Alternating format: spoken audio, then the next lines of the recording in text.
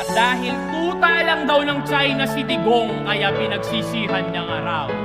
Hoy, imbis magmarunong, magmasid ka sa galaw. Duterte tuta ng singkit!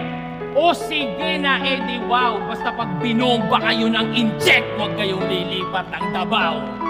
Ang ganito yung mga kuda na kuda sa internet no? Pag nagkagera, kanya-kanyang tago yung mga putang ina. Ikaw na pumuntang China, gamitin mo yung therapy session, tingnan natin kung tatalab yan sa mga missile nila. Gago! Pinagto, Duterte, DDS daw, Davao Death Squad. Ano?